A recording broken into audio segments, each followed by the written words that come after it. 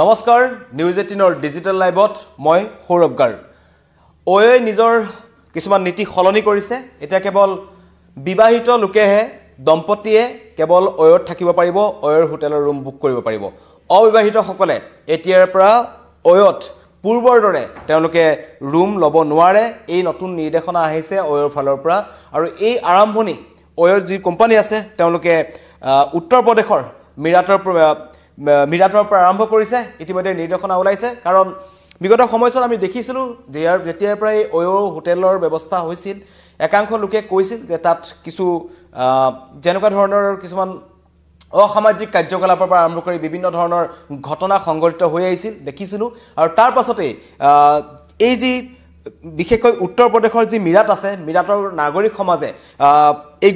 সমস্যা সমাধানৰ বাবে ব্যৱস্থা গ্ৰহণৰ বাবে আহ্বান জনাইছিল আৰু সেই আহ্বানৰ প্ৰতি সঁহাৰি জনাই ওয়ে কিন্তু নিজৰ নীতি খলনি কৰিলে এতিয়া লাগু হৈছে উত্তৰ প্ৰদেশৰ মিৰাটত বৰ্তমান আৰম্ভ হৈছে যে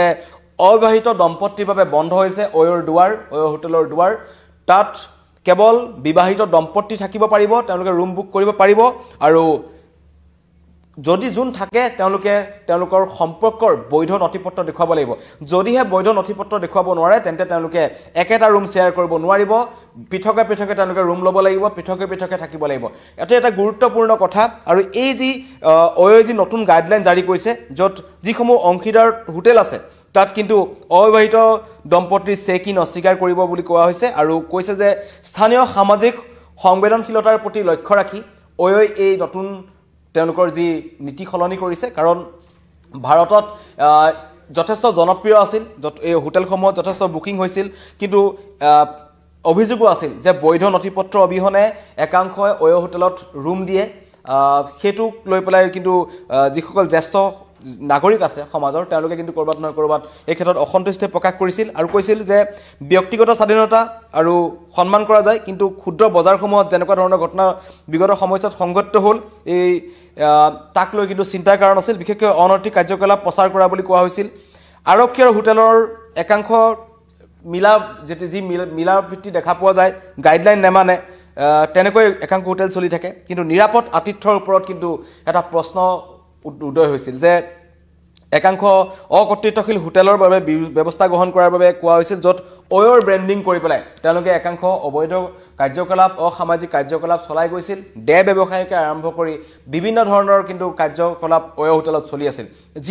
যিটোৱে কিন্তু বিপদত পেলাইছিল আৰু আমি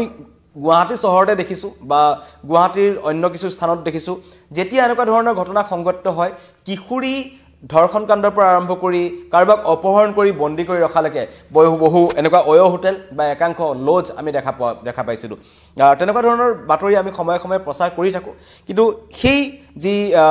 অনলাইন বুকিংৰ ব্যৱস্থা বা অফলাইন বুকিং যি ব্যৱস্থা থাকে ওয় ৰুমৰ বাবে সেই সকলোতে এতিয়া কিন্তু এটা নীতি নতুনকৈ ওয়ে প্ৰযোজ্য কৰিলে যে তেওঁলোকে নীতিটো খলনি কৰি দিলে তেওঁলোকে ক'লে যে আগতে এনেকুৱা ধৰণৰ আছিলে পান কাৰ্ড দিব লাগে বা আপুনি আধাৰ কাৰ্ড দিব লাগে আপোনাৰ বৈধ নথি যি আপোনাৰ ব্যক্তিগত বৈধ নথিপত্ৰ বিচৰা হয় কিন্তু দুয়োটা এগৰাকী যুৱতী আৰু এজন যুৱক বা যি দম্পতি যাব তেওঁলোকে প্ৰকৃততে পতি পত্নী হয় নে নহয় হেতুৰ ওপৰত কিন্তু এতিয়া তেওঁলোকৰ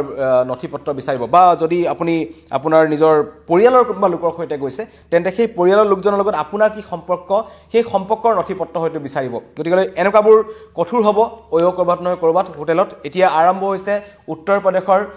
মিৰাটৰ পৰা আৰু তেওঁলোকে জনাইছে যে লাহে লাহে ভাৰতৰ যিমানবোৰ ডাঙৰ ডাঙৰ চহৰ আছে য'ত ওয়ৰ হোটেল আছে সকলোলৈকে তেওঁলোকে এই নীতি প্ৰযোজ্য কৰিব গুৱাহাটীতো এই নীতি প্ৰযোজ্য হ'ব অতি শীঘ্ৰে অসমৰ প্ৰত্যেকখন ওয় হোটেলত এই নীতি প্ৰযোজ্য হ'ব আৰু প্ৰযোজ্য হোৱাটো যথেষ্ট ভাল গুৰুত্বপূৰ্ণ কাৰণ বহু একাংশ অপৰাধ চক্ৰই কিন্তু এই ওয় হোটেলসমূহ ব্যৱহাৰ কৰি আহিছে আমি জনাইছো বিভিন্ন ধৰণৰ ঘটনা তাত সংঘটিত হয় তাত ড্ৰাগছ সৰবৰাহৰ পৰা আৰম্ভ কৰি যুৱতী ধৰ্ষণ কাণ্ডৰ পৰা আৰম্ভ কৰি তাত বিভিন্ন ধৰণৰ অসামাজিক কাৰ্যকলাপ চলে যিটো নিখাৰ গুৱাহাটীত একাংশ যেতিয়া ঘটনা ঘটে পিছত যেতিয়া আমি পোহৰলৈ আহোঁ তাত আমি পোহৰলৈ আহে তেতিয়া আমি দেখা পাওঁ যে তাত কৰবাত নহয় কৰবাত সামাজিক এই সংবেদনশীলতাৰ প্ৰতি কিন্তু এটা প্ৰশ্ন উদয় হৈছিল যে তাত কি ঘটি আছে কোন মানুহ গৈ ক'ত থাকে কেনেকুৱা ধৰণৰ মানসিকতাৰে কৰবাক লৈ যোৱা হয় ওয় হোটেলৰ ৰুমলৈ যথেষ্ট সংখ্যক মানুহে বিচাৰিছিলে আৰু ইতিমধ্যে জনাইছো যে মেৰুতৰ নাগৰিক সমাজৰ গোটসমূহৰ পৰা এই সমস্যা সমাধানৰ বাবে তেওঁলোকে কিন্তু এটা আহ্বান জনাইছিল অয় কৰ্তৃপক্ষক আৰু অয় কৰ্তৃপক্ষই প্ৰতিশ্ৰুতিবদ্ধ হৈ পেলাই তেওঁলোকে কৈছে যে যি ব্যক্তিগত স্বাধীনতা তেওঁ সন্মান কৰে কিন্তু এটা আতিথ্য পদ্ধতি বজাই ৰাখি যি সম্পূৰ্ণ বৈধ নথিপত্ৰ যাৰ ওচৰত আছে নিশ্চয় তেওঁলোকে অয় ৰুমত থাকিব পাৰিব তেওঁলোকে অয় ৰুমত যাব পাৰিব কিন্তু যিসকলে অবৈধভাৱে আগতে ৰুম বুকিং কৰিছিল কাৰণ অভিযোগ আছে যে অয় ৰুমত যেতিয়া মানুহ যায়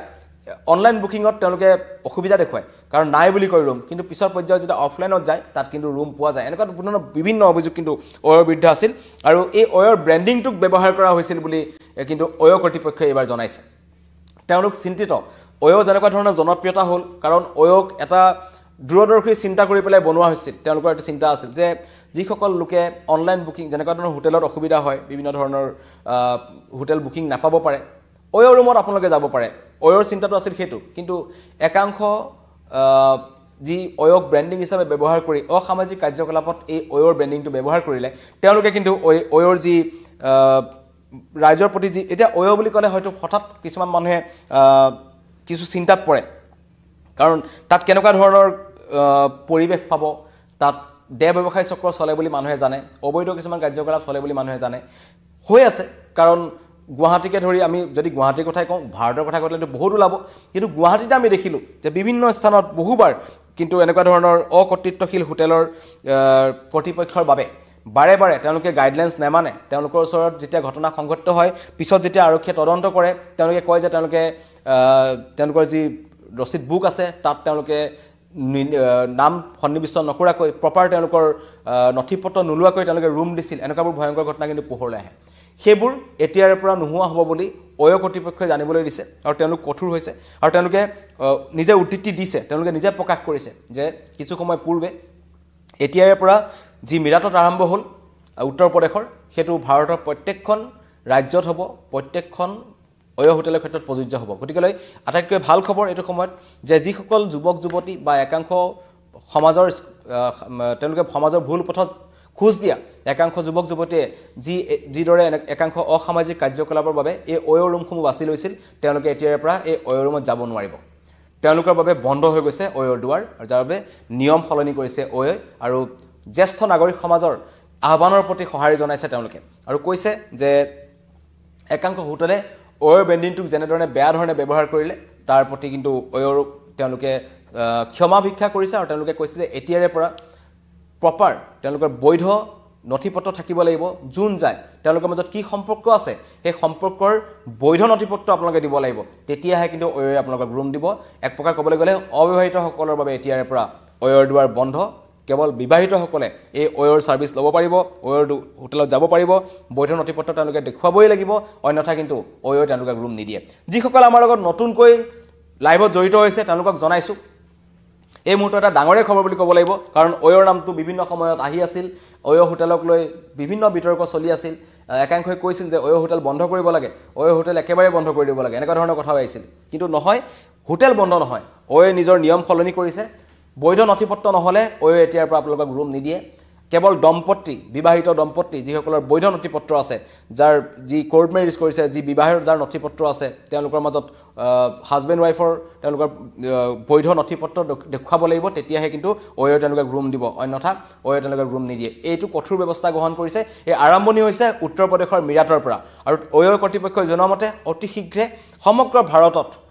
থকা প্ৰত্যেকখন অয় হোটেলত এই নীতি প্ৰযোজ্য হ'ব লগে লগে আশা কৰা হৈছে সমাজৰ একাংশ যি অসামাজিক কাৰ্যকলাপ চলাই থকা একাংশৰ বাবে এতিয়া অয়ৰ দুৱাৰ বন্ধ হ'ব আৰু তেনেকুৱা ধৰণৰ অসামাজিক কাৰ্যকলাপ বহু পৰিমাণে কমি যাব ধন্যবাদ